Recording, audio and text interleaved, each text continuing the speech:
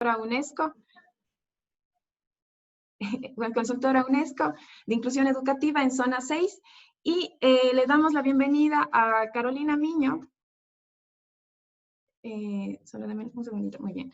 A Carolina Miño, que es nuestra coordinadora de proyecto de educación y movilidad del sector de educación de la oficina de UNESCO en Quito. También le damos la bienvenida a Danae Zambrano Intriago, secretaria ejecutiva del Consejo Cantonal de Derechos de Puerto Viejo. Le damos la bienvenida a Diego Vera, docente de la Unidad Educativa Autónoma de Manabí Pedernales. También le damos la bienvenida a Norma Toala Cedeño, DC de la Institución Educativa República de México. Le damos la bienvenida a Julián Enrique Valle Párraga, presidente del Consejo Estudiantil de la Institución Educativa, 18 de octubre. Y también le damos la bienvenida a Franklin Ibarra, coordinador UDAI del Ministerio de Educación. ¿Sí? También nos acompañan en este espacio César Prado, nuestro intérprete de lengua de señas. Andrés Martínez, bueno, él está tras bambalinas, nos está ayudando con el tema de las retransmisiones, el asistente de TIC, de Tecnologías de Información y Comunicación de la UNESCO en Quito. Y Alexandra Anchundia, nuestra consultora UNESCO en zona 4 de inclusión educativa. Bienvenidas y bienvenidos todos y te doy la palabra, Carolina. Muchas gracias, Ruth, y muchas gracias también a todos por estar aquí. De verdad queremos extenderles una vez más la más cordial bienvenida. Felicitar también toda la gestión que se ha estado realizando desde cada una de sus instituciones. Para nosotros es muy, muy valioso. Reconocemos el gran trabajo que ustedes están realizando ahora más en esta pandemia, todos los docentes, los DESES, los UDAIs, los estudiantes también aquí que tenemos un representante muy valioso también de todos los estudiantes. Cómo hemos podido todos adaptarnos y ser resilientes, ¿no? Que es esta capacidad de continuar adelante a pesar de las adversidades, de levantarnos y seguir. Entonces, les felicitamos y realmente este espacio que ha organizado muy bien Alex Anchundia tiene por fin escucharnos, si bien ustedes han estado haciendo ya los talleres continuamente con ella, todos los docentes, entiendo yo, la conocen y están trabajando. Ahora queremos un poco analizar, escucharnos, y este es un espacio de diálogo en el que nada está escrito sobre piedra, sino que lo que queremos es contribuir y ver desde UNESCO también cómo continuamos haciéndolo, ¿no? Está en una reunión la oficial de educación, María Brown, y bueno, ella se va a unir después, seguramente la escucharán, ella tiene mucho, está también muy pendiente y tiene mucho interés en este espacio, ¿ya? Solo como un marco general, un poco comentarles que el proyecto que estamos trabajando se realiza con fondos de Education Cannot Wait, que significa la educación no puede esperar. Es un fondo global que nos está apoyando ahora el Ecuador para poder gestionar la atención a las personas en situación de movilidad humana y las comunidades de acogida, ¿no? Obviamente hemos ido viendo sobre la marcha que se han ido trabajando algunos otros espacios, algunas otras actividades para todas las personas que se encuentran en una situación de vulnerabilidad dentro del sistema educativo, ¿no? Entonces, este proyecto está conformado por UNESCO, obviamente, está UNICEF, está ACNUR, JAYAS, Plan Internacional, Red Internacional, el Consejo Noruego para Refugiados, DIA, World Vision y también el Vicariato Apostólico de Esmeraldas. La meta del proyecto, bueno, es llegar a 51,000 personas, 11,000 en situación de movilidad humana y 40,000 que son las comunidades de acogida. Por comunidades de acogida se entienden todos los docentes, ¿no es cierto? Las familias, los DESES, el personal administrativo. Y es en ese marco que UNESCO ha estado realizando algunas actividades. Dentro de eso se encuentra la asistencia técnica para que se emita el nuevo acuerdo ministerial, que es el 025A, para la atención educativa a personas en situación de vulnerabilidad, ¿no? Este es un acuerdo sobre el cual ya conocerán ustedes más adelante. Estamos trabajando en una formación transmedia y realmente busca proteger, digamos, y garantizar los derechos de esta población y obviamente también que los maestros tengan más herramientas. En ese sentido también se están trabajando algunas guías y obviamente lo que es la caja de herramientas, que es lo que hemos estado trabajando con ustedes. De verdad les agradecemos una vez más e infinitamente les agradecemos por ser parte de este proceso porque todos los talleres que se han ido realizando con ustedes nos han servido también a nosotros como para ir armando este documento que estará listo a finales del mes de agosto para su promoción. Lo tendrán ya prácticamente en un mes con ustedes, y también vamos a estar realizando algunos audiovisuales al respecto para que se conozca un poco más sobre el tema y podamos seguir este proceso de sensibilización. Darles una vez más la bienvenida también a todos los ponentes, las panelistas, los panelistas que nos acompañan, y bueno, estaremos prestos para escucharles. Bienvenidos una vez más, y bueno, les doy la palabra a Ruth. Muchas gracias y estamos aquí atentos a las órdenes. Gracias. Muchas gracias, Carolina. Muy bien, antes de empezar vamos a compartir la agenda para que tengamos claro justamente el orden de las intervenciones. ¿Me ayudas, Alexandra, por favor, compartiendo pantalla?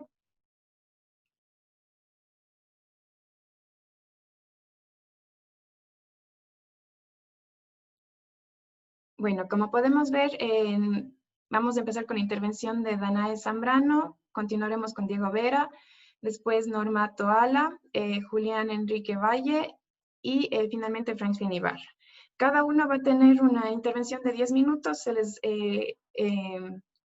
comunicará oportunamente cuando ya queden 3 minutos y cuando falte 1 minuto para manejarnos lo mejor posible en los tiempos. Y también tendremos después un espacio para preguntas y respuestas por parte de quienes están participando y quienes están asistiendo a este foro por medio de Facebook. Entonces, si ustedes tienen comentarios o preguntas, los pueden ir escribiendo justamente en la sección de comentarios de esta transmisión en vivo. Y Alexandra las va a ir sistematizando para después redireccionarlas a los panelistas que corresponden. Entonces, dejamos de compartir pantalla y vamos a empezar con la exposición de Danae Zambrano. Muchas gracias.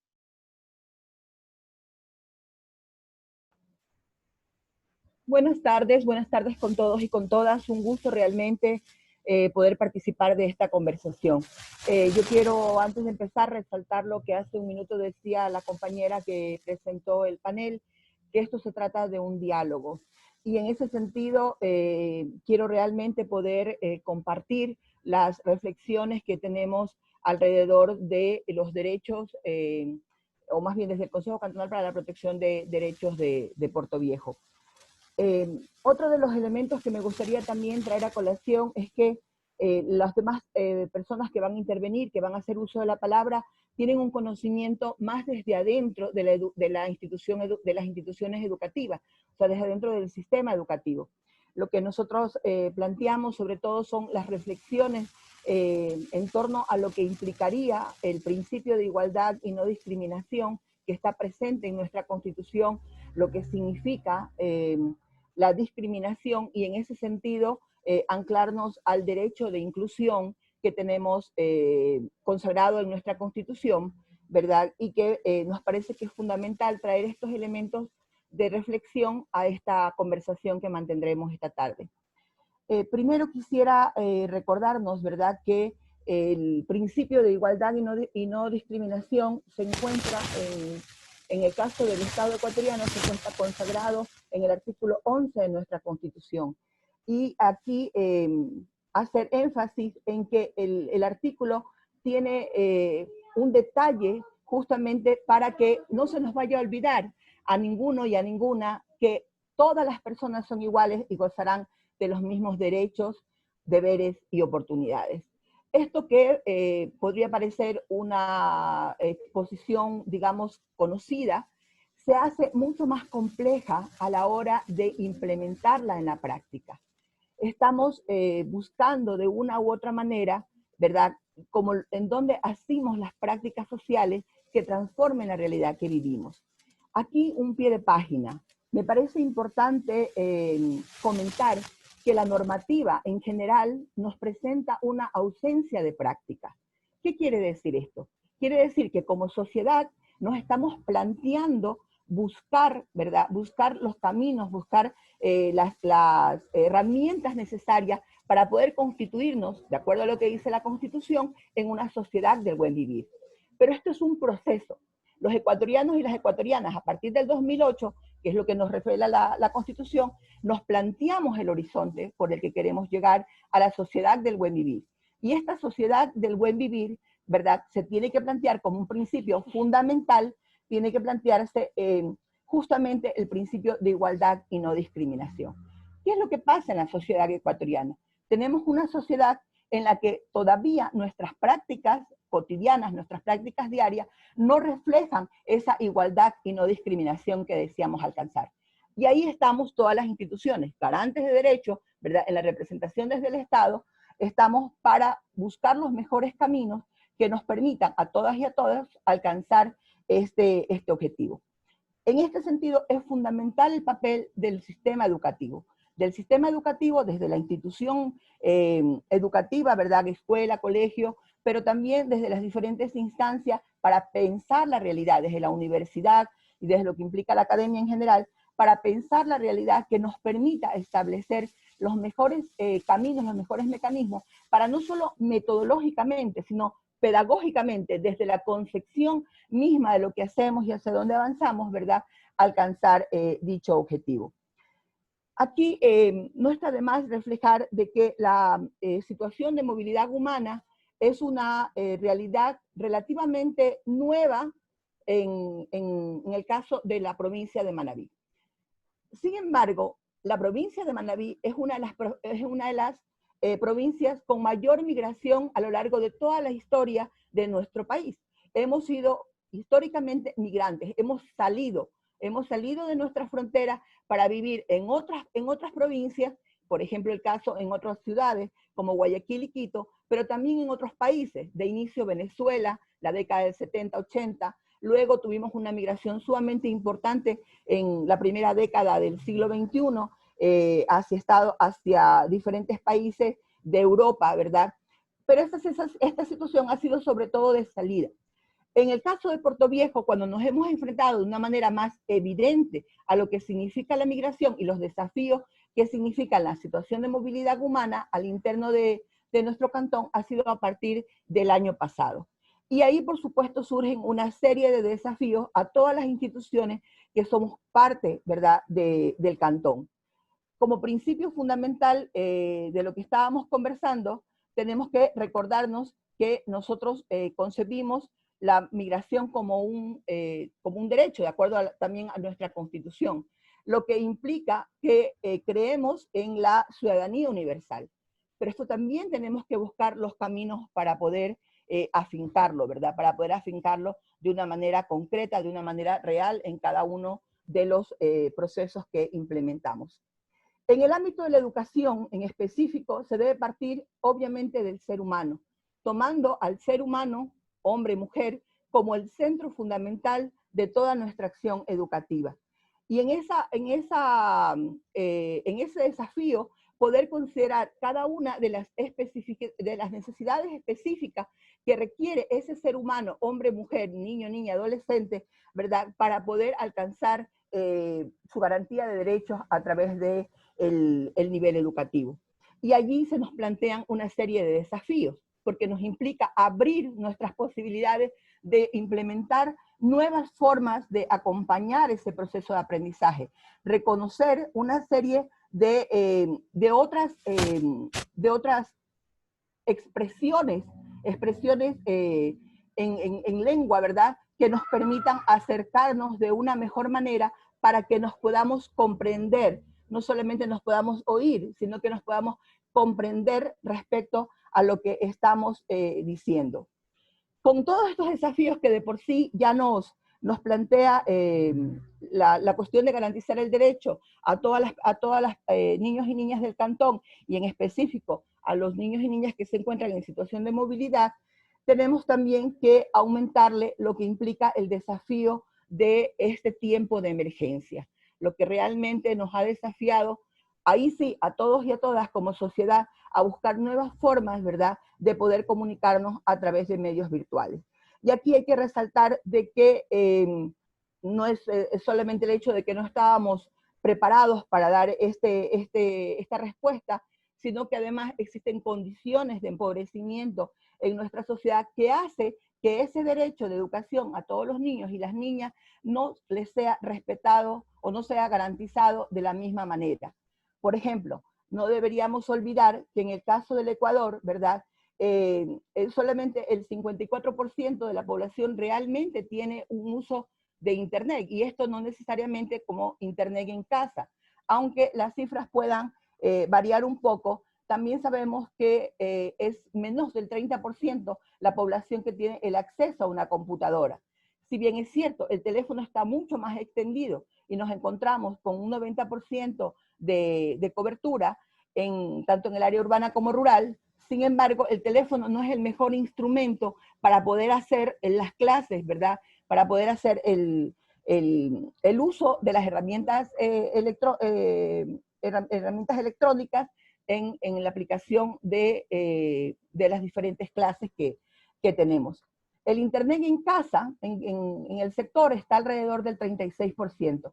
Estas cifras que conocemos, ¿verdad? Alrededor, perdón, del 25%. Estas cifras que conocemos las resalto nuevamente para que podamos ubicar de manera más adecuada la diferencia de acceso a estos medios que tenemos realmente en nuestra población. Y esa diferencia no es una diferencia que simplemente podemos saltar diciendo de que hay que buscar la manera de compartir los aparatos, etcétera, sino que tiene fundamentalmente la situación de la falta de acceso. Si no existen realmente las condiciones para tener acceso a la educación, por más de que estemos insistiendo en que es un derecho la educación, esta realmente no va a poder llegar a todos y a todas como tiene que llegar para que se garantice el derecho. Los retos, son muchos los retos que existen en torno al tema de la educación, de considerar el tema de la inclusión educativa, ¿verdad? En este momento desde la educación en casa. Un reto fundamental creo que es el reto metodológico. Tenemos realmente que desafiarnos. Y aquí también, como un pie de página, yo creo que también tenemos que entender, ¿verdad?, lo que están viviendo las docentes y los docentes en este momento. Tampoco las docentes y los docentes estaban preparados para poder aplicar desde estas herramientas tecnológicas la exposición de sus conocimientos a los estudiantes y a las estudiantes. Y por esa razón, para ellos también ha significado un desafío sumamente importante, muy tenaz, ¿verdad?, para poder lograrlo. Pero ahí justamente está la fuerza de estos docentes y estas docentes que han hecho el esfuerzo para poder hacerlo. Yo reconozco ese esfuerzo. Sin embargo, si le subamos al tema del esfuerzo que se está haciendo para poder aplicar a los otros esfuerzos que ya estábamos tratando de incorporar respecto a tener una educación inclusiva que considere las condiciones las situaciones, perdón, de movilidad, ahí nos encontramos con que tenemos ya varias aristas de un mismo problema que nos complejiza la respuesta. Complejizar la respuesta no implica que no podamos darla, sino que implica fundamentalmente que el desafío es mayor y que cualquier desafío mayor tiene la mayor posibilidad de poder ser enfrentado y sacado adelante cuando podemos tener espacios como estos, en donde el diálogo nos permite escuchar a las diferentes posiciones, ¿verdad?, que estamos pensando, que estamos creyendo, que estamos sintiendo, que estamos deseando, con qué voluntades contamos para poder dar una respuesta conjunta a una problemática que nos toca a todos y a todas. Un detalle adicional para poder cerrar. Hace un minuto, cuando la compañera hacía la presentación, hablaba justamente de que tenemos una situación de vulnerabilidad en el caso de los niños y de las niñas en situación de movilidad humana. Esta situación tiene que ser exactamente eso, una situación de vulnerabilidad. Situación quiere decir que es una cuestión que tenemos ahora y que podemos superar a mediano y corto plazo con el esfuerzo de todos y de todas. Que esta situación no se convierta en condición de vulnerabilidad es el desafío político de todos los ecuatorianos y de todas las ecuatorianas, en específico de las manabitas y de los manabitas, para poder lograr de verdad el derecho de los niños y de las niñas a tener ciudadanía universal en la situación de movilidad humana y a tener derecho a la educación fundamental para poder garantizar el lograr la sociedad del buen vivir que nos planteamos como sociedad. Muchísimas gracias, Danae. Muchísimas gracias por estas aportaciones justamente en este ámbito de la importancia del diálogo y los retos que los que nos vemos enfrentados en el ámbito de la educación en casa, se ha podido evidenciar justamente estas brechas. Nos dio datos específicos del acceso que tienen niños, niñas y adolescentes a la tecnología. Justamente el acceso a Internet está en un 54% de forma general, pero el acceso a Internet en casa alcanza el 25%. Muchísimas gracias. Vamos a pasar con Diego Vera, docente de la Unidad Educativa Autónoma de Manabí, Pedernales. Le doy la palabra. Muchas gracias. Buenas tardes a todos. Buenas tardes a nuestros compañeros aquí, de ponentes, así como para quienes siguen este evento por los medios digitales que se han dispuesto para el efecto. También para la abogada Alexandra Anchundia, consultora de la UNESCO, quien ha demostrado un gran espíritu durante el proceso de generación de insumos y su aplicación en la Unidad Educativa Autónoma de Manabí, la caja de herramientas. En este espacio le reiteramos nuestra gratitud a usted. También supongo que está conectada por aquí, licenciada Gina Rivadeneira, que es la rectora de nuestra unidad educativa, a los representantes del DESE, de nuestra institución, y de UDAI, a los compañeros docentes, representantes de los estudiantes, y especialmente a ellos, los estudiantes de nuestra querida unidad. También a los representantes del Ministerio de Educación, que están aquí en este evento, y de la UNESCO. Nuestro reconocimiento a la UNESCO y el Ministerio, ¿no?, por esta puesta en marcha de este proyecto tan importante, que, bueno, sin ánimos de ser triunfalistas, nos remitimos a los hechos y decimos que está dando sus frutos desde ahora. Y esta tarde justamente vamos a hablar de las experiencias que hemos tenido trabajando en la inclusión, y ahora que justamente se ha tocado enfrentarlo en un escenario tan especial como este, el de la pandemia.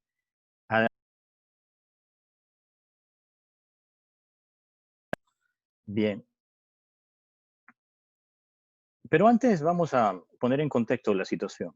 El inicio de esta travesía de redescubrir este aspecto de nuestra labor, el que tiene que ver con la inclusión. La inclusión es sumamente importante porque no es solamente una cuestión retórica, va más allá, va en ampliar y en cumplir una de las expectativas básicas para el desarrollo integral de un ser humano, que pasa por el ambiente del aprendizaje, por el conocimiento. Los seres humanos, para vivir de un modo pleno, necesitamos entender cómo funciona el mundo, cuáles son las interrelaciones que existen, ¿no?, y de qué manera nosotros podemos ahí ocupar el papel que estamos llamados a ocupar. Esa es la misión del docente, procurar encaminar a los estudiantes, encaminar a los niños y a los jóvenes en ese criterio de responsabilidad con el ambiente, con sus congéneres. Bueno, esos objetivos de desarrollo sostenible que nosotros hemos venido postulando y vinculando a la actividad educativa son muy importantes y esclarecedores. ¿Qué ha significado todo esto, ¿no?, en este ambiente de falta de conectividad, que ha habido una serie de desafíos? Mencionaba cifras importantes quien me antecedió en la palabra, y en el cantón Pedernales, al que pertenecemos nosotros, esta realidad es mucho más preocupante aún, porque a lo que ha mencionado ella, nosotros tenemos alrededor de un 50% de la población estudiantil viviendo en comunidades rurales. Y vienen desde allá, se trasladan todos los días. Eso significa un desafío en los tiempos en que estamos viviendo. Luego está el índice de analfabetismo que tenemos, o las dificultades que tienen nuestros padres de familia para acompañarles, ¿no?, porque apenas saben leer y escribir algunos, en esta tarea que nos toca en este tiempo hacer a ellos. ¿Cómo ha sido, cómo los hemos contactado, cómo hemos llegado hasta ellos en este tiempo? Bien, hemos utilizado llamadas telefónicas, hemos utilizado el WhatsApp en algunos casos que se ha podido, ¿no?, en la zona urbana y periurbana. También en moto, en carro. Ha sido emocionante ver el espíritu de los compañeros, cómo se han dispuesto a ir, porque acá hay lugares de difícil acceso incluso, ¿no?, catalogados así del modo técnico, según los criterios del Ministerio de Educación, muy apartados, muy lejanos, donde hay que ir a caballo, donde hay que ir a pie varias horas, y hasta allá han llegado nuestros compañeros docentes para hacer presencia y hacer la entrega de las fichas, por ejemplo, ¿no? Para que puedan trabajar en las actividades educativas. Qué lindo saber de estas experiencias, qué hermoso ver esto, ver estas fotografías que se comparten, que muestran que el docente no conoce barreras, que no importa cuán difícil es realizar su trabajo, el corazón, ese espíritu abnegado, lo mueve a vencer todas estas dificultades. Y eso hemos hecho durante este tiempo. Bien, contarles de nuestra experiencia con el uso de estas herramientas. ¿Cuál ha sido? Ha significado de partida una experiencia de aprendizaje. ¿Por qué? Porque no hemos estado habituados a trabajar por medios tecnológicos, utilizando las TICs. Eso sí que ha sido un desafío para muchísimos docentes. El analfabetismo digital, como se lo llama en tecnicismo, ha significado un gran desafío. Duro, duro ha sido. Pero hoy contamos que hemos aprendido, que hemos superado esos obstáculos y estamos comunicándonos con nuestros estudiantes. Bien, en cuanto a la experiencia con la comunidad, ¿no?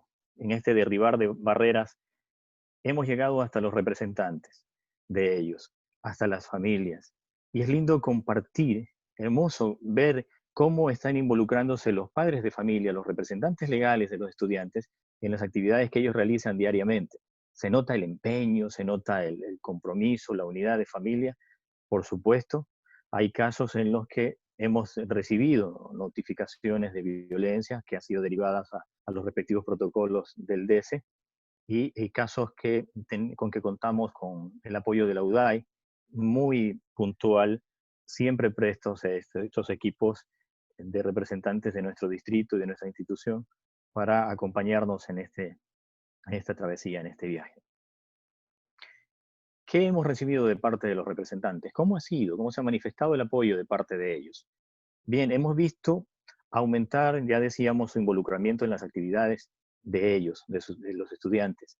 Vemos cómo buscan la manera de disponer de los recursos.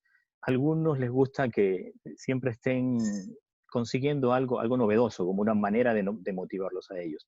Hasta les compran, haciendo el esfuerzo. Hemos insistido en que lo hagan con artículos reciclados, con los que quedó del año anterior, pero hay quienes sienten que deben darle a sus hijos aquello, y lo aplaudimos cuando tienen las posibilidades de hacerlo. Pero lo importante de todo esto es que, a pesar de que a veces se sienten abrumados y a nosotros nos llaman, nos piden alguna ayuda, que le contestemos alguna pregunta, alguna duda que tienen respecto de las actividades que están acompañándoles a hacer, sea en la tarde, en la noche, después de su trabajo, vemos que están allí, aún cansados, acompañándoles a sus hijos, a sus sobrinos en algunos casos, a los nietos en otros, porque no viven con sus padres, porque por este asunto de la movilidad, algunos se quedaron en otros lugares y aún están allá. Bueno, ahora algunos están retornando y ya estamos trabajando de un modo más pleno con las familias. Bien, esto no ha sido visto como un acercar a todas las partes a la labor educativa, sino más bien como ir más allá y derribar una barrera que, aunque objetiva, también ha sido subjetiva, en el sentido de que no hemos entendido debidamente qué es la inclusión, que no solamente responde a satisfacer necesidades de estudiantes que tienen algún tipo de discapacidad, sino que tiene que ver con el entorno objetivo, el entorno subjetivo, el entorno físico de los estudiantes y las dificultades a las que se enfrentan de orden emocional, de orden psíquico, ¿no? Que tienen que lidiar permanentemente con situaciones de abuso, con situaciones de maltrato al interior de sus hogares, y que eso significa que se crea un bloqueo, una barrera para que puedan involucrarse plenamente en las actividades educativas. Y hemos visto una respuesta excelente de parte de los padres de familia, lo cual felicitamos. A pesar de las limitaciones que también mencionábamos en un principio, que tienen que ver con no saber leer y escribir, o apenas saber leer y escribir, pero no alcanzar a interpretar ciertos contenidos, ciertas sugerencias de las actividades y de las recomendaciones que se les hace llegar. Ahí entra en juego el acompañamiento que los docentes hemos estado dando de diferentes maneras. Dentro de toda esta situación, ¿cómo ha complementado las instituciones del Estado, de la sociedad, para poder hacer un trabajo en conjunto y atender las necesidades que tienen nuestros estudiantes? Bien, lo que hoy estamos haciendo aquí es un testimonio, ¿no?, fehaciente de que hay instituciones que aportan, como la UNESCO. Este proyecto, en conjunto con el Ministerio de Educación, y por supuesto que nuestro Ministerio de Educación siempre preocupado por lo que debe llegarle a los estudiantes los insumos, el material necesario para que puedan desarrollar las actividades de aprendizaje y que no se vean frenadas por esta situación de la pandemia, se han unido, se han unificado estos esfuerzos y vemos que son positivos. En adelante vamos a ver resultados mucho mayores cuando se aplique plenamente toda esta recolección, ¿no?, este andamiaje de la caja de herramientas de una manera plena. Vamos a ver resultados extraordinarios, nos atrevemos a adelantar. La Junta Cantonal de Protección de Derechos también está ahí presta para los casos en los que hay vulnerabilidad de derechos. Siempre ha estado colaborando de manera estrecha con las instituciones educativas del municipio.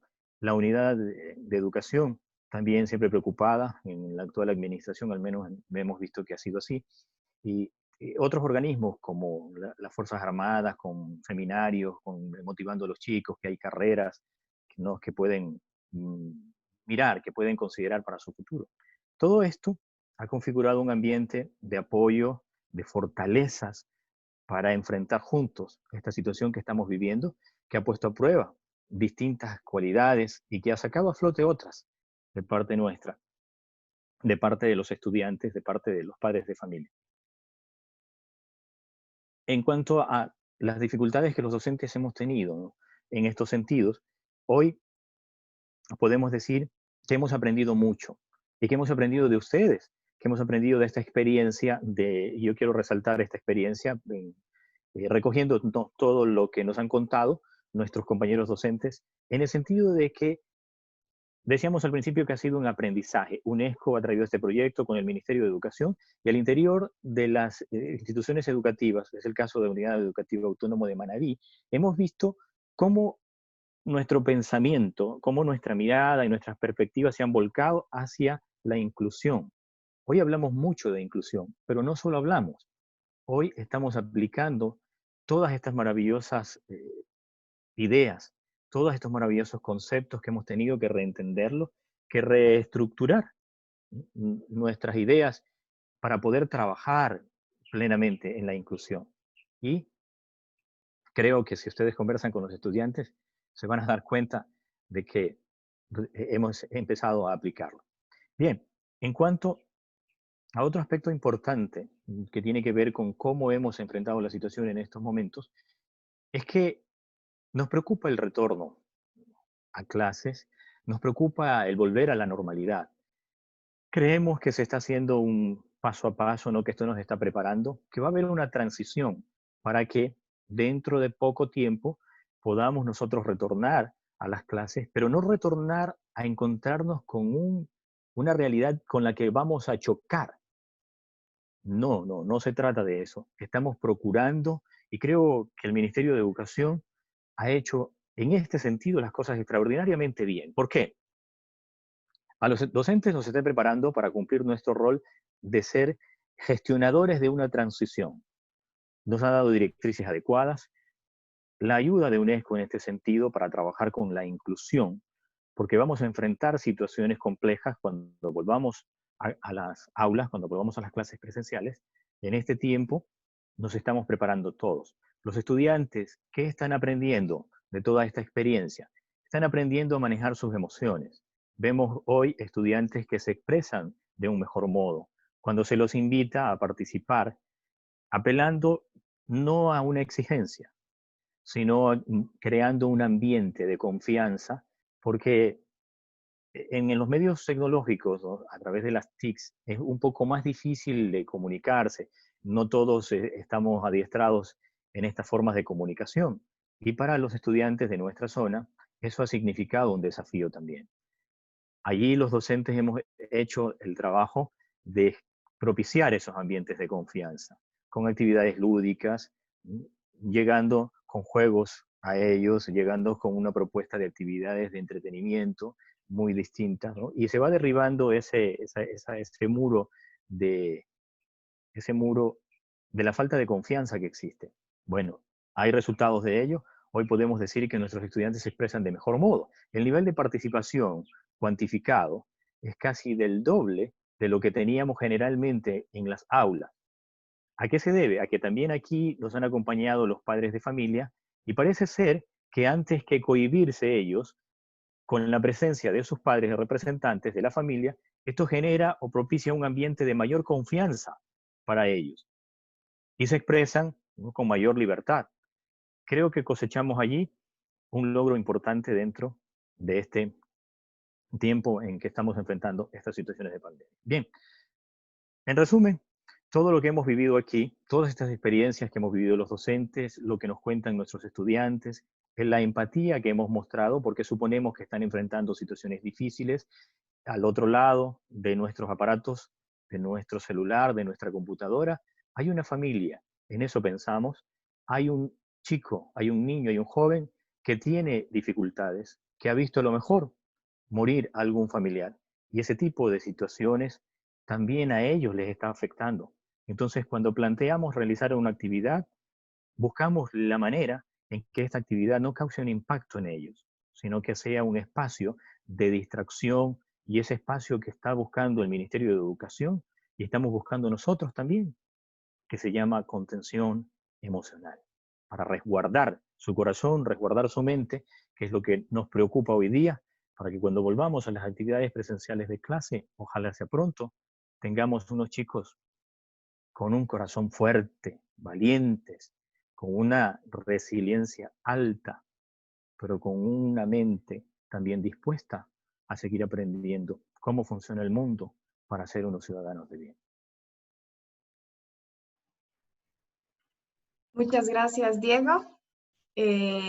Gracias por los aportes. Justamente ha evidenciado el trabajo que están haciendo los docentes y prácticamente este proceso de resiliencia que han evidenciado en este tiempo de pandemia.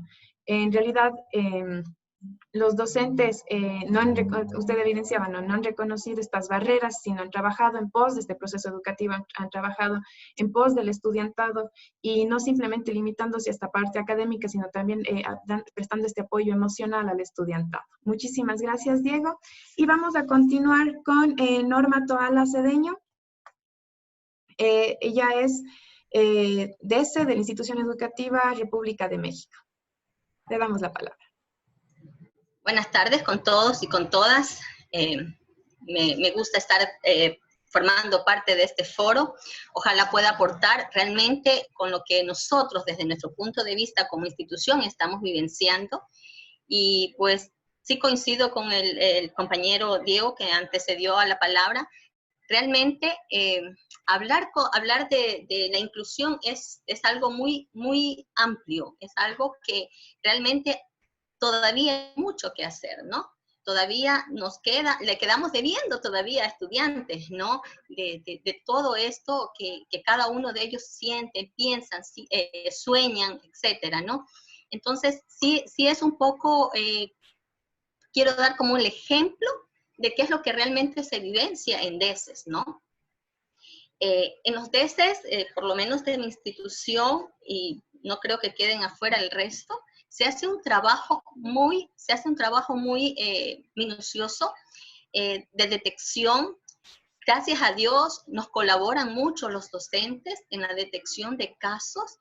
Obviamente habrá algunos que se han de pasar por alguna situación, pero en cuanto nosotros entramos en una charla, realmente podemos evidenciar que sí es cierto que puede existir alguna situación con determinados estudiantes, ¿no? Entonces, desde aquí yo me voy a ir a ver todavía qué es lo que tenemos que hacer. ¿Cuál es el quehacer, por ejemplo, en esta pandemia que tanto nos ha revolucionado a todos, ¿no? Entonces, lo primero que hacemos cuando hablamos de esta pandemia, pues lo primero que hacemos es trabajar en contención emocional, ¿no? Nos preparamos, obviamente, primero nos preparamos, ya también teníamos una experiencia antes, recordarán con lo del terremoto, pero también es cierto que volvimos a prepararnos para poder dar la atención necesaria a todos y toda la comunidad educativa. Recordemos que en esta época también los docentes fueron afectados y también tuvimos como cubrir esta parte también con ellos, ¿no? Es cierto que a veces no se visibiliza todo el trabajo y todo el quehacer que tenemos dentro de las instituciones educativas. Y también hay que reconocer que no solo falta por hacer por parte de nosotros como instituciones educativas o como Ministerio de Educación, también hay que reconocer que falta de toda la comunidad en general y por qué no decirlo también del Estado, ¿no?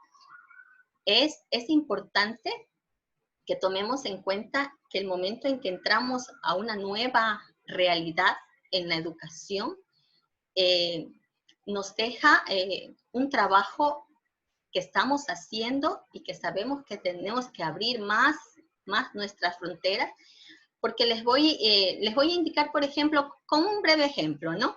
El padre de familia dice, es más fácil que mi hijo pierda en este momento el año y cuando ya estemos en presencial pueda acceder nuevamente a la educación. Viene nuestro trabajo. El primero, el del docente, que manifiesta, mira, tal estudiante no se está conectando, ¿qué le pasará? Llama primero él, llamo luego yo, y luego hay que convencer a ese padre o madre de familia, ¿no? De que la educación es un derecho de todos. Es decir, estamos trabajando ahí en inclusión, ¿verdad? Que no depende del padre o de la madre para que se quede este estudiante fuera del sistema educativo, sino que es un derecho ya adquirido por ser parte de nuestra sociedad, de nuestro Estado. El rato que el padre de familia dice esto, le tenemos que convencer, ¿sí? De que no tiene que tener internet, que es una educación a distancia, que tiene otras alternativas. Hablamos con el docente, bueno, disminuyamos la carga de tareas, porque es cierto, hay parte de nuestra realidad que no podemos desconocer. En algún momento hablaba con una mamita, y el papito, y decía, mire, mi esposa es licenciada, y ella hace todo lo posible, pero ¿sabe qué? Tenemos 3 hijos, y 1 de meses. Para mi esposa es mucho el trabajo. ¿Sí? Entonces, desde esta perspectiva, nosotros tenemos que ir como adaptando este tipo de actividades que están haciendo para que estos chicos puedan acceder y esta mamita tenga la oportunidad también de poder hacer estas actividades con sus hijos, porque si es cierto, necesitamos este rato ese apoyo por parte de los padres, ¿no? Hay otras ocasiones en que se hace cargo otro familiar, una tía o un familiar que pueda acceder a esta educación, ¿no es cierto? O a estas actividades que tenemos actualmente. Lo que sí a mí me parece que es un gran desafío, no solo para educación, para toda la sociedad. Quizás es el cambio de estos esquemas mentales que tenemos acerca de la violencia. Todavía nos dirigimos a personas con actitudes violentas. Todavía podemos observar que niños, niñas, adolescentes, mujeres son violentadas. Y sí, me gustaría si hay algo que hacer en esto desde cualquier estado, desde cualquier marco legal, que se trabaje un poco más, porque no podemos ver que estos niños y niñas estén perdiendo la vida día a día o perdiendo la esperanza por la vida día a día, debido a que todavía somos una sociedad muy violenta.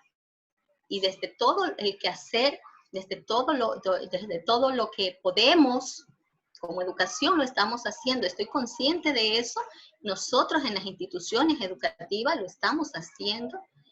Tenemos un marco, una ruta que seguimos tanto en violencia, en este consumo de drogas, etcétera, pero creo que todavía hay mucho que hacer para que todos y todas nos sintamos incluidos en un sistema donde se nos guíe por un sendero del éxito, de que nos sintamos bien, que nos sintamos en armonía. Es lo que puedo decir. Gracias por compartir con nosotros en este momento, porque realmente representa como dar un espacio y una luz para lo que se viene más adelante. Muchas gracias por su atención. Muchas gracias, Norma. Muy importantes los aportes que evidenciaba justamente estas relaciones y este proceso de comunicación entre los docentes y las personas encargadas de los DECE, de los departamentos de consejería estudiantil, de las diferentes instituciones, para evidenciar las situaciones que se están presentando con las y los estudiantes en sus hogares. Justamente planteó un elemento trascendente en estos tiempos, y es este desafío que tenemos como sociedad con lo que respecta a la violencia. Realmente se ha generado una idea de violencia, y lo que se debe buscar es cambiar esta percepción de la violencia. Muchísimas gracias, Norma, y vamos a darle la palabra a Julián Enrique Valle. Buenas tardes. La educación es el arma más poderosa que puede usar para cambiar el mundo. Nelson Mandela. Buenas tardes, distinguidos, autoridades, invitados especiales de diálogo virtual. Mi nombre es Julián Enrique Valle Párraga, presidente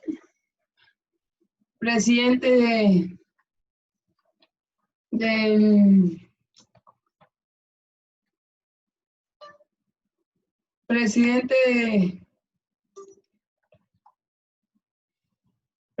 Consejo Estudiantil de la Escuela de Educación Básica 18 de octubre. Y en esta tarde quiero iniciar este conversatorio.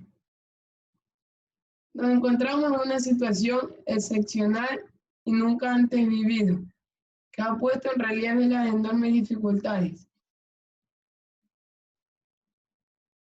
en nuestros sistemas, especialmente educativos. En estos momentos de confinamiento están sometidas a grandes cargas, en las cuales existe nuestra dificultad, como en el acceso de recursos tecnológicos y los cambios que están sufriendo en los convenios familiares. Y a nivel emocional, por situaciones de enfermedad, fallecimiento y duelo. Esta situación es muchas veces muy difícil de asimilar como propuesta para nuestras aulas. Debe premiar a la salud y bienestar emocional, que se garantice el refuerzo escolar y apoyo psicopedagógico y seguimiento. Ya. Seguimos, que voy a dar otras palabras.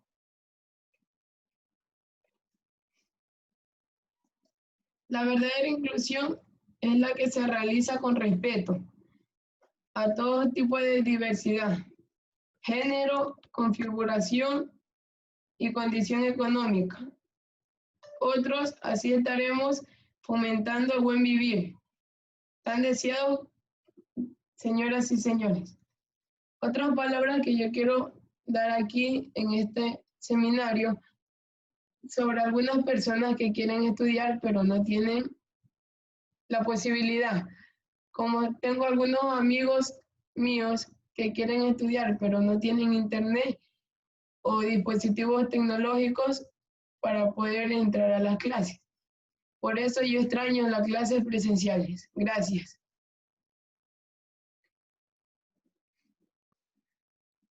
Muchísimas gracias, Julián. Justamente Julián puso en evidencia cómo es la situación de los niños, niñas y adolescentes en estos tiempos de pandemia, las dificultades que han vivido justamente en el ámbito del acceso a tecnología, y nos recalcaba la importancia también de tener este contacto con nuestros congéneres. Muchísimas gracias, Julián. Gracias. Bueno, serían todas nuestras participaciones del día de hoy. Les invito también a poner, si tienen preguntas, Si tienen preguntas en la sección de comentarios de Facebook. No sé si tal vez alguien quisiera tal vez hacer alguna acotación a su exposición. Tenemos unos minutitos para un espacio de adicionar comentarios. Es que tal vez alguno de nuestros expositores, si me también ayudan encendiendo sus cámaras, por favor. Si es que alguien tiene algún comentario extra, también tenemos estos minutitos. No sé si alguien tal vez quisiera complementar algo a su exposición o hacer un comentario adicional. Tal vez también estuvieron viendo los comentarios en Facebook, pueden también acotarle con respecto a eso.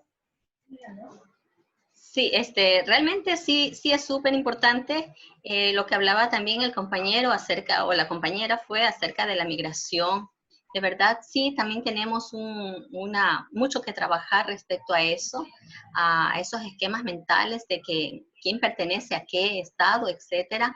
A más apertura a la cultura, también tenemos que trabajar. Estamos trabajando mucho respecto a eso realmente como educación. Pero como dije antes, no es solo educación, es que hay que generar todos facilitar también, ¿no? Todos los aspectos que puedan beneficiar este buen vivir para todos. Cuando los chicos o niños o niñas vienen de otras instituciones educativas o vienen del campo o vienen de otros lugares del mismo país, se evidencia aquí también los prejuicios, ¿no?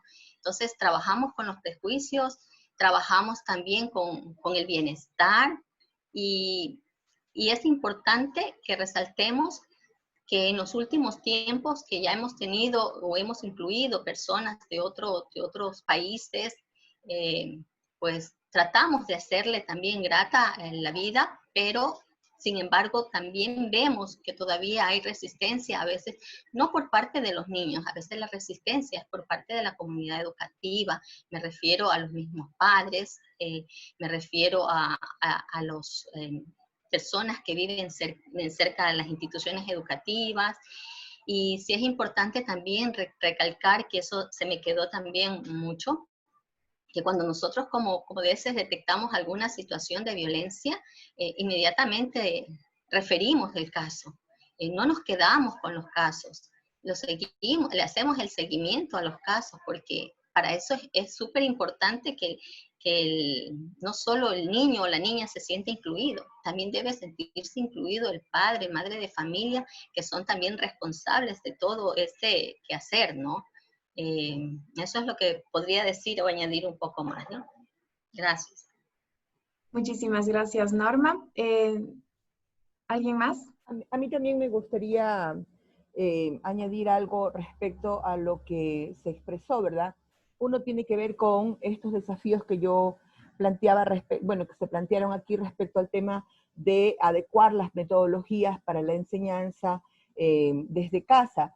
Y en esa línea, conectarlo con el tema de la violencia en los hogares ecuatorianos. Lamentablemente, nosotros tenemos prácticas violentas de relacionamiento. Y con la pandemia, estas prácticas violentas no han desaparecido, sino que se han encerrado con la puerta que se cerró, ¿verdad? Con el quédate en casa.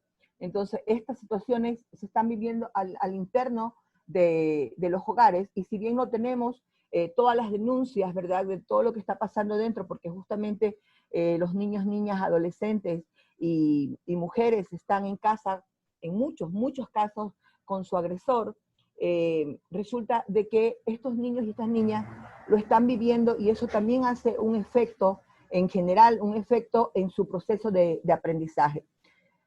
Y de manera particular, ¿verdad? Esta violencia también tiene que ver con todos los imaginarios que tenemos respecto al otro que es diferente.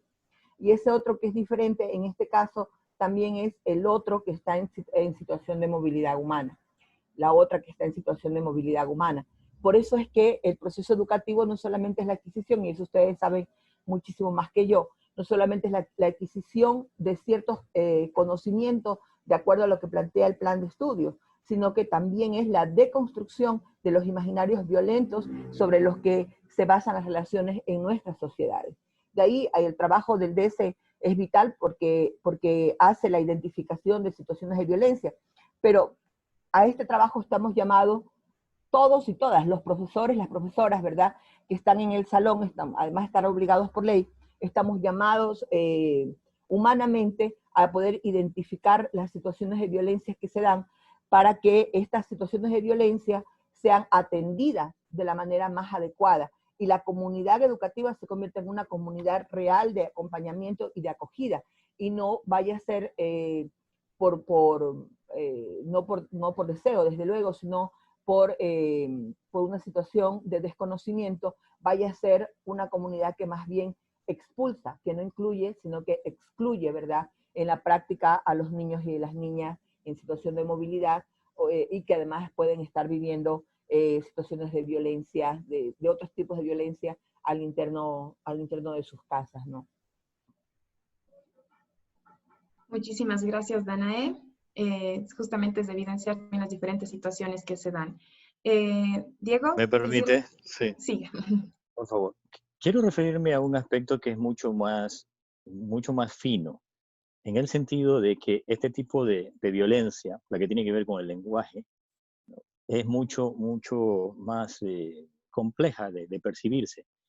Y como se vuelve algo cultural, esto de las expresiones de violencia, de las expresiones estigmatizadoras y de los apoditos, como les llamamos acá en Manabí, es muy común, pero es una forma del lenguaje violento, ¿no?, en llamarle bruto o tonto o con palabras soeces equivalentes a estas.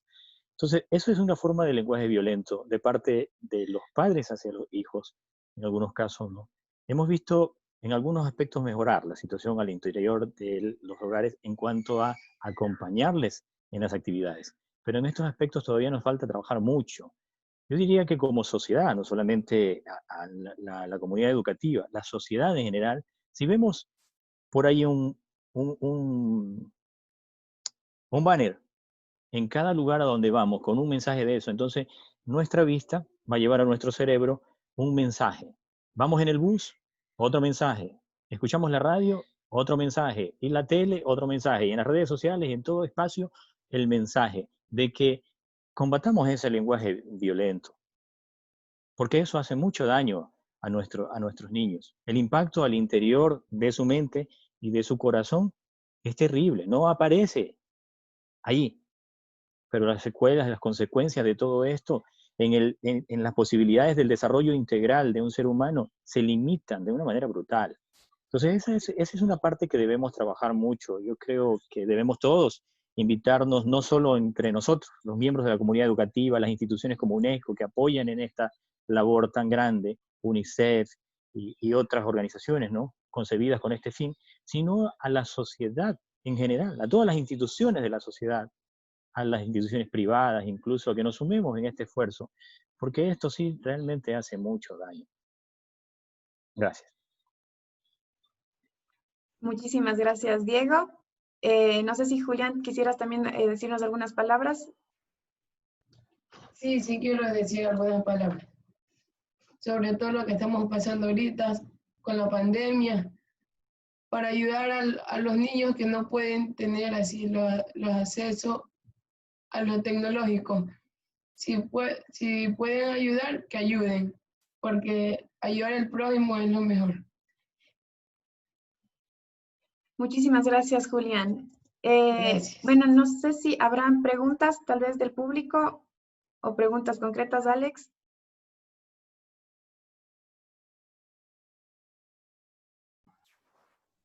Sí, mi querida Ruth, muchísimas gracias a cada uno y a cada una de ustedes por esos aportes, por esa visión de los espacios de los cuales ustedes laboran. Y claro, ahí tenemos una pregunta para la compañera Norma Tuala. Y dice la pregunta, ¿de qué manera la pandemia está afectando la parte emocional en su entorno familiar? Esta es una pregunta pues dirigida a la compañera, creo que es la persona más acertada que nos pueda comentar en base a su experiencia, de qué manera se ha podido, de qué manera la pandemia está afectando la parte emocional, no solo de los niños, sino de todo el entorno familiar. Sí, realmente nos ha afectado a todos y a todas. Ya les digo, respecto a la institución educativa, cuando el docente nos indica o tiene un indicador de que puede estar pasando algo con una niña o con un niño, intervenimos inmediatamente. Y voy a poner el ejemplo, no me quiero quedar solo en la retórica, ¿no? En algún momento, hemos tenido varios momentos, pero voy a decirles un momento en el que la docente, me dice, ¿sabes qué? Esta niña como que no quiere trabajar, esta niña como que realmente quiere ni presentar ya nada. Al principio estuvo bien y ahora no. Llamo a la representante legal y me dice, le pregunto, ¿no? ¿Cómo está la niña, etcétera? Y me dice, ¿sabe qué? Es que realmente mi hija ya no quiere hacer tareas, pero ella está en un proceso con una psicóloga clínica, porque ella está desde el año anterior en depresión, ¿verdad? Entonces, obvio que no le vamos a esta niña a exigir de esa manera, sino que ya vamos a trabajar con la mamita para que a su vez trabaje con la niña y vamos a darle el espacio que ella necesita para esa recuperación, ¿no? Entonces, unido a lo que actualmente estamos viviendo, corremos el riesgo de que algo más pueda ocurrir, Dios nos lo permita, ¿no? Tenemos otro caso, por ejemplo, en el que la familia completa está con este COVID, ¿no? Y también intervenimos con la familia y nos dice el señor, la verdad estamos pasándola muy mal, estamos pasándola pésima. Si usted me puede ayudar a mi hijo, y entramos en conversatorio con el hijo, pero también con el mensaje al padre de familia. Hicimos un grupo en la medida de lo posible para hacer hasta algo que ellos tengan la oportunidad también de decir y de manifestar sus sentires, ¿no? Lo mismo sucede con los docentes. En un inicio tuvimos intervenciones con ellos porque también estaban afectados, como todos, ¿no? También estaban afectados. Entonces, sí es cierto que esto no es de uno, no es de dos, es de todos. Y tenemos que unir esfuerzos para que podamos conseguir que realmente sintamos que estamos en un estado de igualdad, de un estado que nos permite a todos y todas estar con un bienestar emocional además, ¿no? Muchísimas gracias, Norma. Y bueno, voy a plantear una pregunta general para nuestros expositores. ¿Cómo podemos aportar desde nuestros roles para deconstruir estos imaginarios violentos? ¿Cómo podemos aportar desde nuestras diferentes posiciones para romper con estas ideas violentas, esta violencia estructural con la que vivimos y convivimos? ¿Sí? Vamos a empezar en el mismo orden de exposiciones, entonces empezaríamos con Danae. Perdón, Ruth, no pude escuchar la pregunta, si me ayudas nuevamente. Con gusto. ¿Cómo podemos aportar desde nuestros roles o posiciones para deconstruir imaginarios violentos?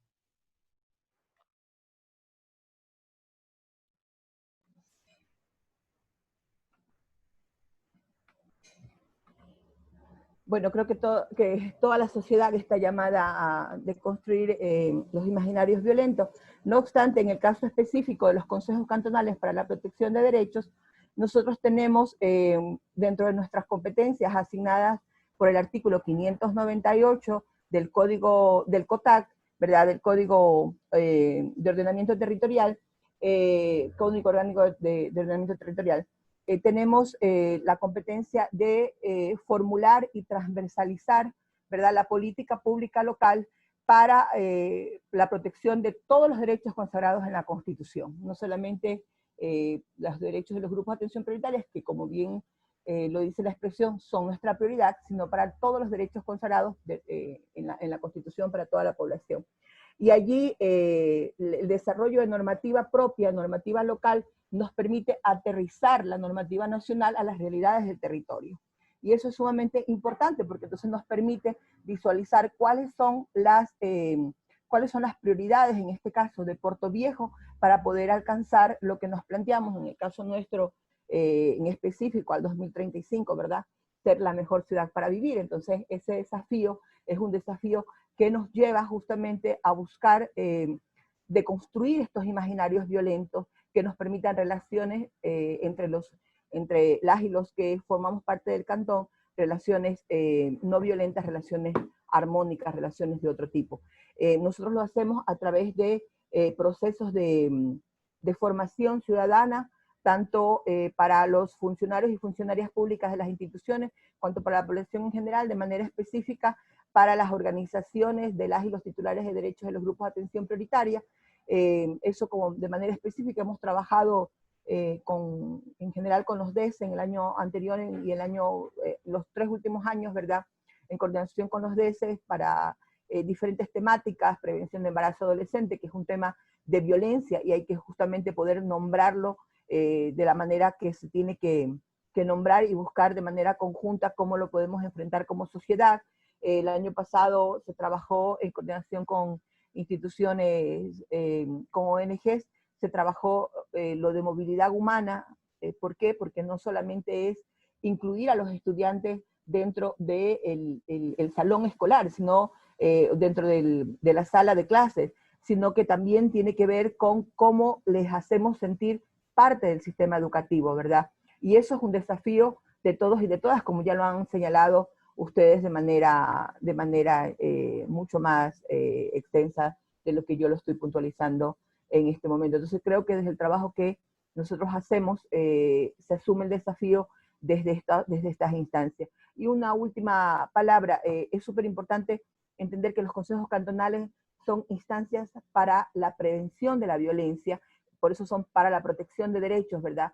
Justamente buscando fortalecer estas instancias de formación que nos ayuden como comunidad ciudadana, nos ayuden a deconstruir estas formas de relacionarnos, ¿verdad? Por supuesto que ese no es un desafío que vamos a alcanzar en el inmediato plazo o en el mediano plazo, es un desafío más a largo plazo, pero en la medida en la que podemos coordinar acciones y en las que estamos dando respuesta y nombrando, es sumamente importante nombrar el problema. Cuando nosotros nombramos el problema, nos damos cuenta que existe. Cuando nos damos cuenta que existe, nos desafiamos, ¿verdad?, como sociedad a buscar los mejores caminos para poder hacerlo. Y una última palabra al respecto, tiene que ver con otra de nuestras atribuciones, que es la transversalización. O sea, cómo transversalizamos dentro de toda la política pública existente en el cantón, ¿verdad?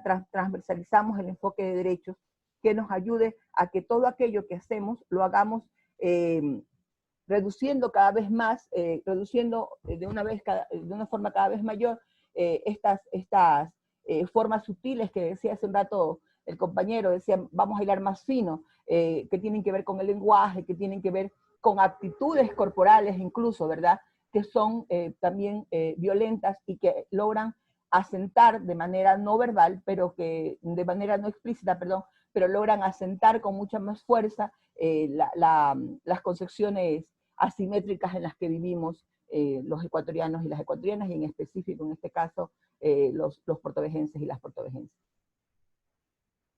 Muchísimas gracias, Danae. Justamente evidencia el rol que tienen las instituciones públicas en este proceso de transversalización y de evidenciar. Justamente el nombrar el problema es un elemento importante en estos tiempos para que realmente con ello lo visibilizamos a nivel social. Muy bien, le damos la palabra a Diego Vera. Gracias. Tenía una inquietud por interno. Bien, entonces, refiriéndonos a lo que usted preguntaba, ¿no?, a todos, esto tiene que ver con que seamos más acuciosos, que pongamos más atención en cada cosa que hacemos y que trabajemos más en conjunto. Alguna vez decíamos con aquí la abogada Alexandra, dentro de la construcción de la FODA, ¿no?, o del FODA en nuestra institución, identificábamos allí un factor al que debemos darle atención. Y ya mencionaba hace un momento la especialista en esta área, de que las instituciones tienen que trabajar unidas. Los proyectos que se hacen no pueden involucrar a 2 o 3, dejando de lado a 2 o 3 más.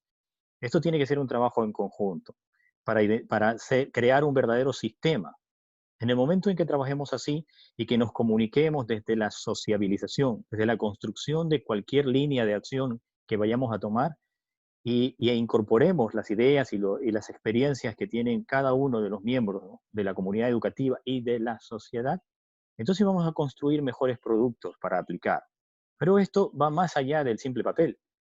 Tiene que ver con que cada uno haga la parte que le corresponde de manera activa, de manera permanente, de manera positiva y siempre propositiva, buscando mejorarlo también. Eso en este asunto. ¿Cómo lo hemos hecho ahora? ¿Por qué? Voy a referirme a las fichas pedagógicas y el trabajo que venimos haciendo los docentes brevemente. Ha sido una buena experiencia, una experiencia positiva. ¿Por qué?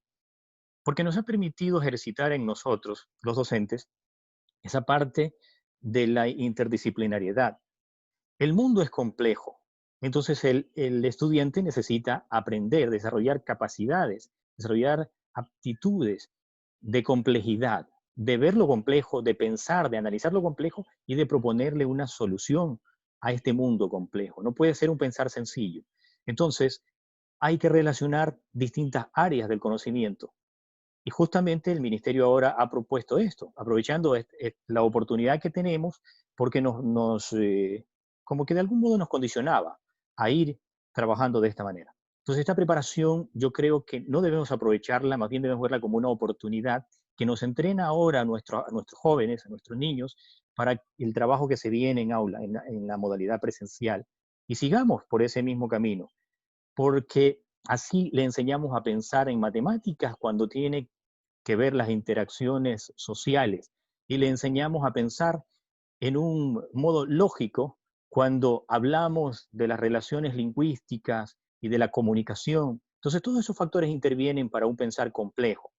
Queremos que nuestros jóvenes avancen en esa dirección para tener una sociedad que tenga las expectativas, que tenga la esperanza de progresar. De otro modo, no vamos a lograr nunca progresar.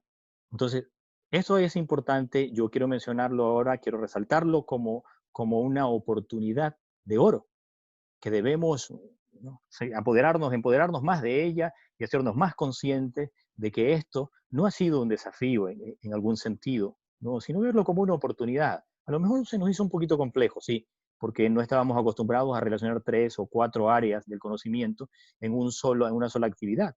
Pero esto, que lo veamos así, invito a los compañeros docentes, que lo veamos como esa gran oportunidad y también hacerle consciente de ello a nuestra población estudiantil y a los representantes de los estudiantes. Gracias. Muchísimas gracias, Diego. Voy a cambiar un poquito el orden, le voy a dar la palabra a Julián. Julián, ¿nos ayudas justamente contestando esta pregunta? Yo extraño las clases presenciales, pero también tengo miedo que me propague el virus. Extraño jugar con mis compañeros, así conversar con las profesoras, los psicólogos que nos ayudan para mejorar nuestro rendimiento, y así, cosas así de pequeños valores, pero de gran motivo. Si me logran entender. Gracias. Sí, bueno, justamente era, ¿cómo pueden ustedes desde los estudiantes trabajar estos temas de violencia? ¿Cómo pueden también ustedes mitigar o reducir también la violencia en la sociedad? Haciendo campañas con la empresa del DS, también hacer seguimientos a los padres de familias o a los niños. Y también el bullying es algo que afecta mucho en el sistema psicológico, por eso hay que ayudar a los compañeros que no se pueden defender del bullying. Así como haciéndole seguimiento, decirle a los compañeros profesores, a los compañeros, a los profesores, a los directores del plantel educativo o también a los psicólogos del DESI. Muy bien, Gracias. Muchísimas gracias, Julián. Le doy la palabra a Norma. Bien, respecto a la pregunta que hacía, sí, es que lo mismo que uno aprende, también lo puede desaprender. Y hay que dar esas oportunidades para desaprender, ¿no? Respecto a lo que es violencia. no solamente es una actitud que puede ser violenta, no solo es una palabra, como decía el compañero, un insulto que puede ser violencia, también la omisión es una violencia. Y cuando hablamos de omisión, tenemos que ver hacia adentro de nuestras instituciones, hasta qué punto podemos omitir algún acto o alguna situación de un niño o de una niña. Cuando hablamos de que cada niño tiene que estar cubierta su necesidad, ¿no? Estamos hablando del cuidado que se merece esa persona, ese niño o esa niña.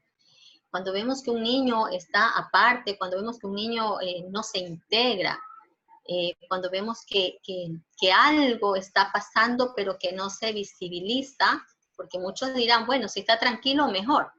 Entre menos problemas, mejor. Pero realmente eso tenemos que tomarlo muy en cuenta porque algo está pasando. Yo no sé si se han percatado en algún momento de que el niño mira a la persona que le está dando una indicación, pero no hace lo que le está diciendo la persona, porque ese niño está viendo realmente la expresión y no ve lo que se dice. Entonces, si es que cumple con tareas, si es que hace todo el tema de académico, está bien, pero ¿cómo está realmente dentro de sí? O sea, esas son las preguntas que nos debemos hacer siempre. Si está con bienestar ese niño o esa niña, que a lo mejor está siendo excluido, aunque esté en el sistema educativo, pero puede ser que también esté siendo excluido de un aprendizaje más individual o más personalizado a lo mejor, ¿no? O sea, es muy amplio este tema que realmente la violencia nos deja, porque esta sí deja muy afuera muchas personas de una vida más tranquila, de una vida más armónica. Entonces, creo que los actores, como decía antes, somos todos. Cuando se hace un marco legal, cuando se hace una ruta a seguir, es importante que todos los que componemos el sistema educativo o fuera del sistema educativo, que tiene que ver con toda la comunidad en general, debe participar para que vayamos más a lo que realmente afecta, ¿no? Para que no vayamos a algo que desde nuestra mirada está bien, pero desde la mirada de los que se sienten afectados es que tienen que estar involucrados. Muchísimas gracias, Norma. Alexandra, no sé si tal vez tienes alguna otra pregunta. Sí, mi querida Ruth. Y justamente hay una pregunta para Danae. ¿Ya? Y la pregunta dice, ¿existe algún programa como política pública desde el Consejo que aporta a la inclusión educativa en las instituciones?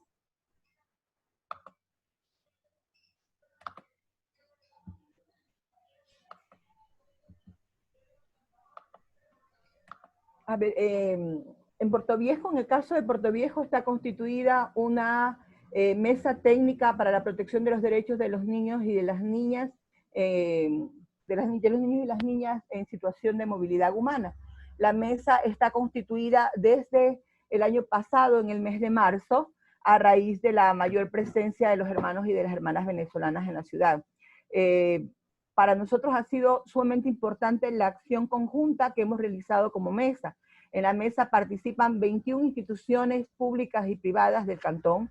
Está el Ministerio de Educación, por eso tenemos registro, entre todos, digamos, de la mesa tenemos conocimiento de los registros de incorporación de niños y niñas venezolanos en el sistema educativo portovejense, pero también en coordinación con las instituciones parte de la mesa, se ha acompañado en procesos de sensibilización a las y los educadores, ¿verdad? En diferentes unidades educativas. Y en el año pasado se trabajó con AXI, con los DECE, en un taller de sensibilización. Luego, además, en el mismo tema, el Consejo Cantonal presentó en nombre de la mesa, porque se la formuló con el aporte de la mesa que les estoy comentando, presentó el año pasado la propuesta de ordenanza para la protección de las personas en situación de movilidad humana, que está aprobada en el Cantón desde el mes de diciembre. Esto por una coordinación inmejorable, ¿verdad? Inmejorable con la Comisión Permanente de Igualdad y Género del Consejo Municipal del Cantón Portoviejo. Fue iniciativa, de hecho, de la comisión y la comisión en coordinación con las instituciones que formamos parte de la mesa, estuvimos trabajando en la revisión, en la formulación y revisión de esta ordenanza que fue aprobada el año pasado. Entonces, hay varios elementos. En este año ya está terminada, está por aprobarse una ordenanza para la protección de los derechos de los niños y de las niñas, en donde se considera de manera particular el derecho de los niños y de las niñas en situación de movilidad. Muchísimas gracias, Danae. Alexandra, ¿alguna otra pregunta? Sí, de la misma forma, al compañero Diego, existe una pregunta y dice, ¿qué tan fácil o difícil ha sido el trabajo con los estudiantes a través de las fichas pedagógicas?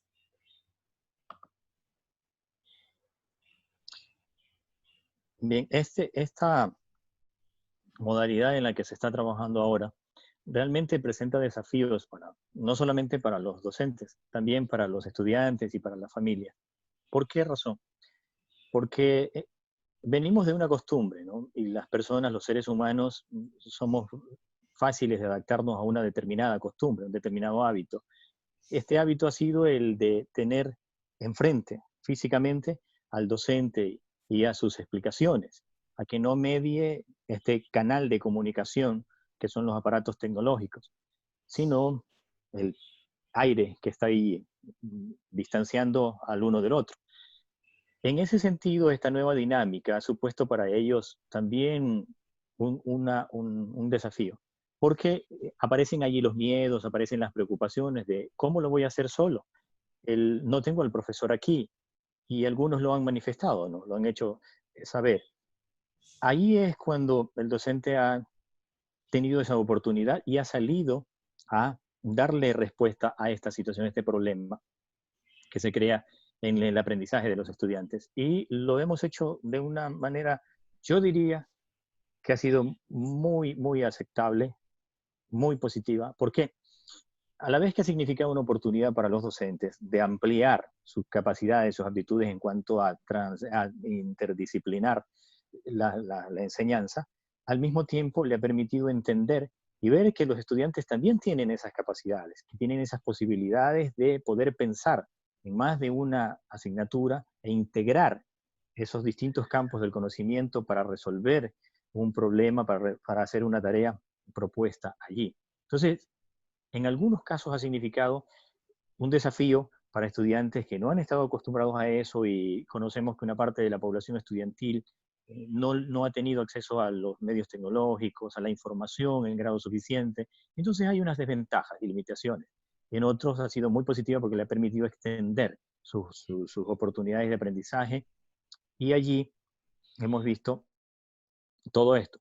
Ahora, para los docentes, en resumen, ha sido en algún sentido desafiante, porque ha tocado ponerse a trabajar con una rapidez, integrando todo, 2, 3, 4 asignaturas, y ha significado hacer 4 trabajos. Yo soy docente de lengua. Tenía que hacer una planificación ¿para qué? Para lengua y literatura exclusivamente, pero me toca hacer una que involucra otros aspectos, ¿no? Un poquito más pleno el trabajo de integrar las áreas. Pero yo creo que no, antes que quejarnos, lo que recogemos son experiencias positivas de que ha sido mejor trabajar de esta manera porque vemos los resultados de los estudiantes. Muchísimas gracias, Diego. Alexandra, ¿tal vez alguna otra pregunta? Sí, muchas gracias, Rudy. Y Diego, también creo que esta pregunta puede ir dirigida para él. Eloy Alfaro dice, ¿qué se tiene en mente proyectar o crear para poder llegar a los estudiantes sin conectividad?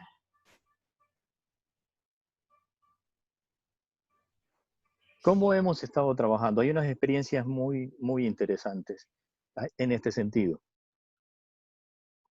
Bueno, no, un poquito respetando la ética, ¿no? Ofreciendo mis disculpas por esto, voy a poner un ejemplo en mi caso personal, de un estudiante que vive con su abuelita, ¿no? Se accidentó, a veces uno no imagina lo que hay en la otra orilla, ¿no?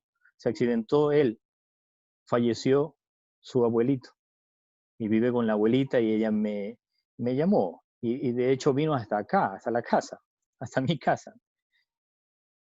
No me podía contactar con ellos y como a los 20 días de iniciadas todas las actividades que estamos ahora realizando, entonces llegó hasta aquí y me dijo, profesor, esto ocurre, por eso no se ha podido conectar. Entonces, créame que me quebró el corazón y sentí algo tan lindo por esta abuelita. Me enterneció, me conmovió el ver el grado de preocupación que tiene por el aprendizaje, por los estudios de su nieto. Entonces, ¿qué es lo que hacemos? Viene hasta la casa cada 20 días que vienen a realizar las compras y aquí les puedo atender, porque igual tienen que salir, o sea, de cualquier modo ellos tienen que salir hasta la ciudad a comprar. Y entonces vienen hasta acá y trabajamos todo una tarde. Dale y dale con sus tareas, él y ahí le explicamos de manera personal eso. Entonces, algunos de nuestros compañeros van hasta los lugares donde están los estudiantes. No tienen conectividad, aquí se está haciendo llamadas telefónicas, ellos salen hasta el pueblo más cercano, hasta la comunidad más cercana donde tienen señal, nosotros le explicamos a ellos, pero también está el trabajo de los compañeros que llevan las guías y llevan la explicación, no solamente entregarle, perdón, la ficha, no solo entregar la ficha pedagógica, sino también darles las explicaciones debidas, estas tareas, cómo las van a realizar, o sea, a caballo, a pie, por donde hay lodo, por caminos feos y terribles, pero la voluntad del docente es la que se impone en ese caso. Muchísimas gracias, estimado Diego. Y aquí un comentario de Virginia García que hace referencia justamente a la pregunta de una de las personas que están viéndonos. Y dice, no solo es entregar fichas pedagógicas a los estudiantes, es acompañar, es explicar cada una de las actividades, es brindar un tiempo para conversar, saber de sus estados emocionales y otros. Yo creo que esto también responde la pregunta pues realizada por Eloy Alfaro respecto de las fichas de la falta de conectividad y de las fichas pedagógicas que también se le hacía una pregunta. Hay otro comentario también de Yanecita Lucas y dice que yo creo que todos necesitamos de apoyo y que todos estamos sufriendo con esta pandemia. Y los docentes también tenemos familia.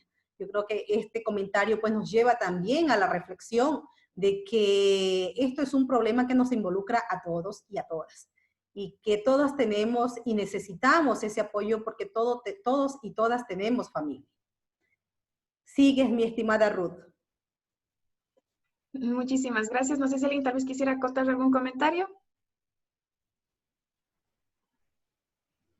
¿Sí? ¿No? Muy bien.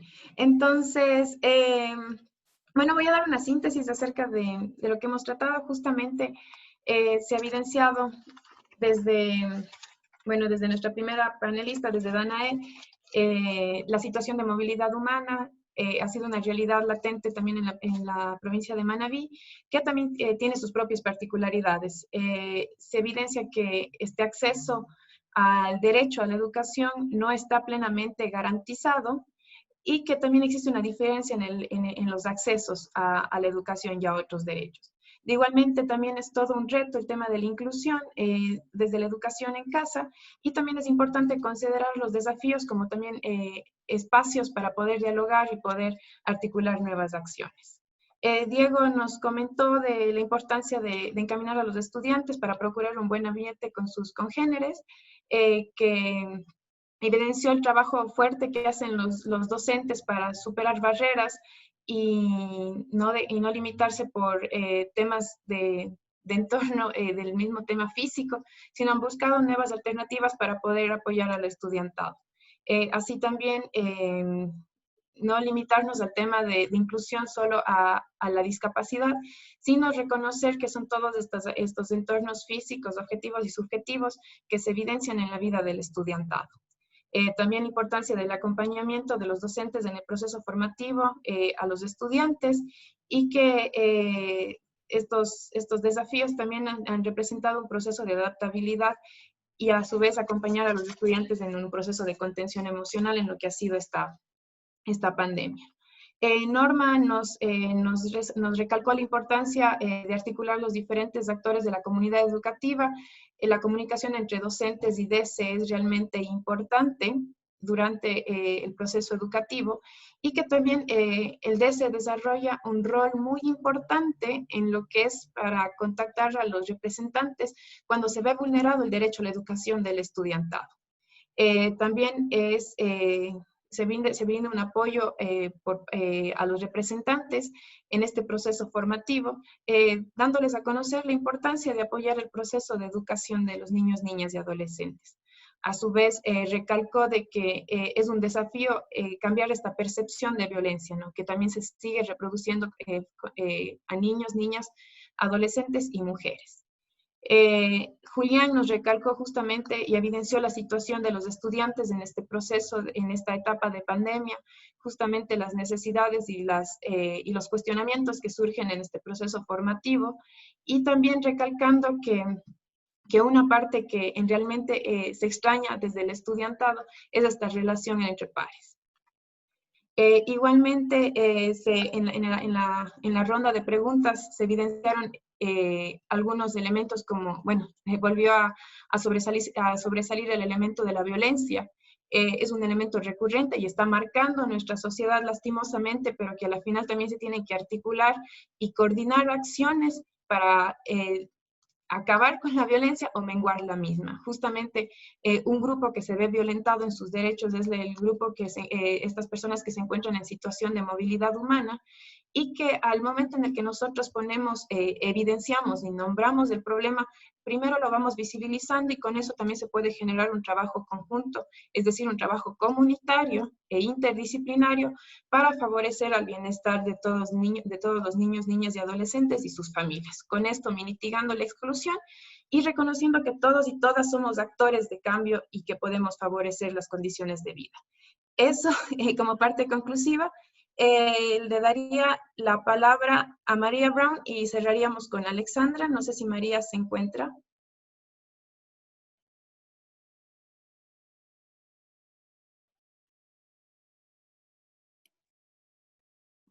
Perdón, buena tarde. Gracias. Ay, muchísimas gracias. Bueno, sí, César Prado nos había comunicado que nos podía acompañar hasta las 16:40, entonces muchísimas gracias, César.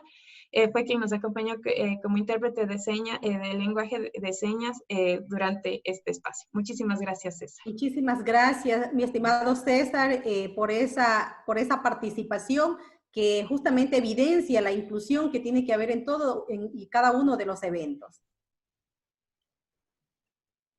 Gracias. Gracias.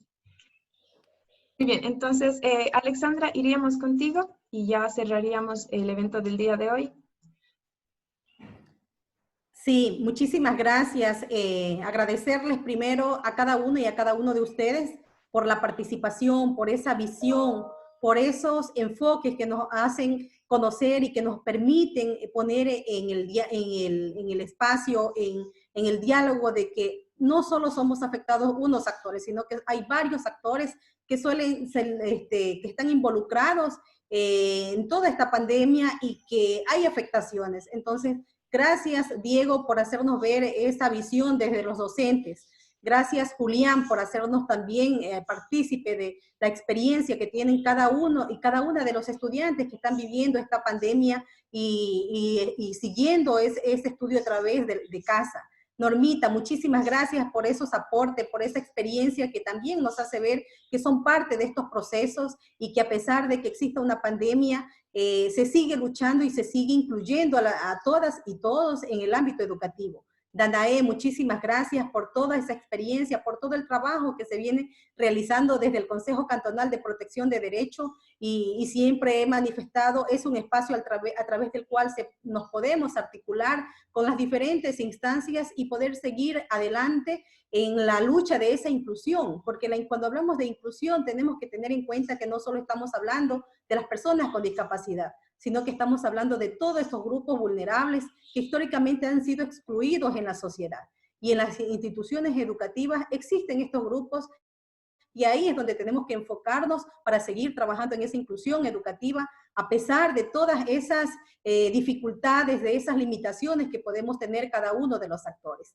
Muchísimas gracias a cada uno de ustedes, a todas las personas que nos han podido ver, ¿no?, a través del Facebook, a través de las diferentes instancias, a todas las personas que hicieron sus aportes a este espacio, que efectivamente lo que nos lleva es a reflexionar de una sociedad en la que vivimos. Muchísimas gracias por participar y bienvenidos a este espacio, y muchísimas gracias, y esperamos seguir generando estos espacios para poder seguir generando esas reflexiones. A ti, Ruth, por haber dirigido este espacio, un abrazo inmenso, muchísimas gracias. A los compañeros que están a través de las cámaras, Andresito por el apoyo, a todo el equipo del ACNUR, que es quien está al frente de todas estas iniciativas, y que nosotros somos las herramientas para llegar a cada una de las instancias de ustedes. Muchísimas gracias y que tengan una buena tarde. Muchísimas gracias, pasen muy bien. Muchas gracias. Muchas gracias. Gracias, chao. Chao, un gusto. Un gusto conocerlos a todos. Gracias por el apoyo. Igual, Gracias hijo. a ustedes. Mucho. Igual, Julián, qué gusto.